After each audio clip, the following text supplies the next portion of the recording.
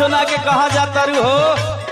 ए देखबा जौन गुप सही मुंह खोल के लुप सही बोल देला ना, एक दिन इतना कूटब कि तोहार निकल जाई कुल। का बोलेला हो? अरे बाप रे बाप, इतना बढ़िया इतना बड़ाई करता ही हमके कूटो कहता री। सुना सुनो सुनावा। टच जनी करा तू हमर दुपट्टा, नहीं तो चल जाई बाबू हो कट्टा। अच्छा हाँ जान चल जाई, सोच ली हो। अरे दादा हो दादा, हमसे तो लगी हाँ हो।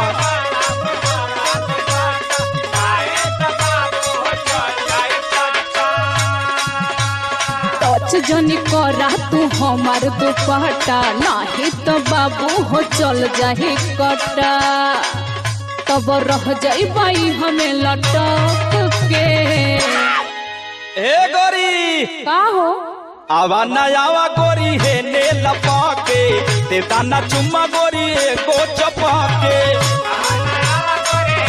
भगवा की ना तू नहीं खे भागा। हाँ तो तोके लगता कि चाहता, जब फुटा जी का तो समझ में आ जाई। अरे देख ले भो।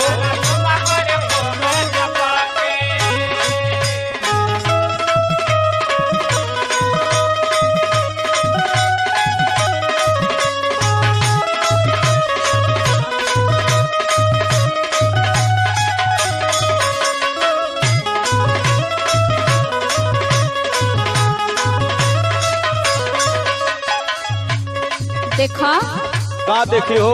जब तो के देखा तो तू बस हम ही के जौन होला तो न बोलेला। अरे भगवान इतना सुगराई देले बाड़न, फुर्सत से बनौले बाड़न तारा के। अच्छा तो तोहरिए खातिर का?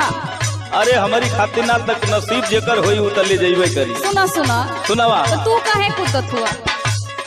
देख के हमार कातिल जवानी हो खना इतना फिदा हो।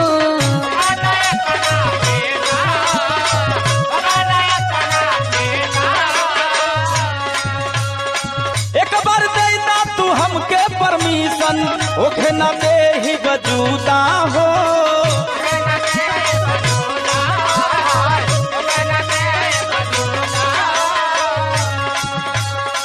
देख के हमार कातिल जवानी हो खना इतना फिदा हो। एक बार हमके देता परमिशन, ओखे ना दे ही वजूदा हो।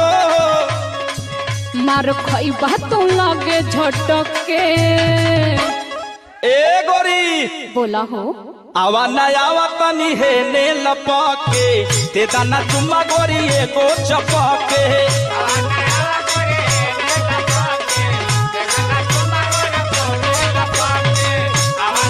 सुनतारू हो? अरे खूब सुनतानी हो।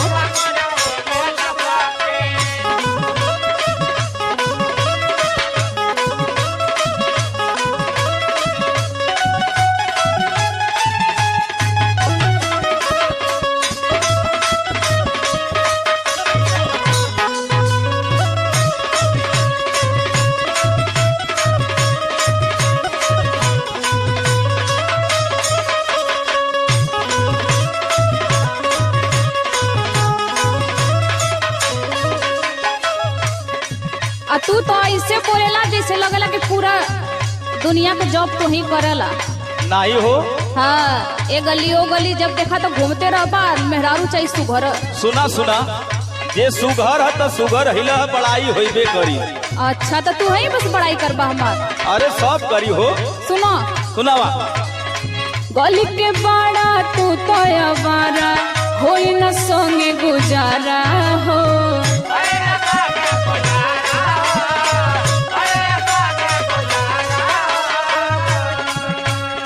अनुज विवेक के बोला न ऐसे, अब हिले बाटे कुआरा हो।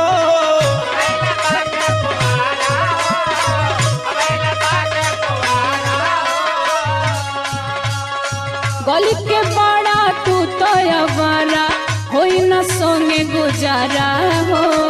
अनुज विवेक के ऐसे न बोला, अब हिले बाटे कुआरा हो। कौन फायदा मिली हाँ फटक के। हे गोरी बोला हो।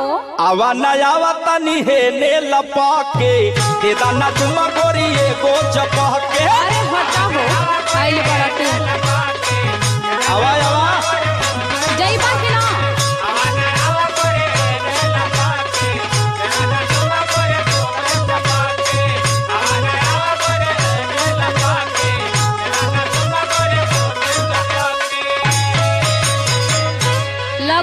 कहियो मरई बात। अच्छा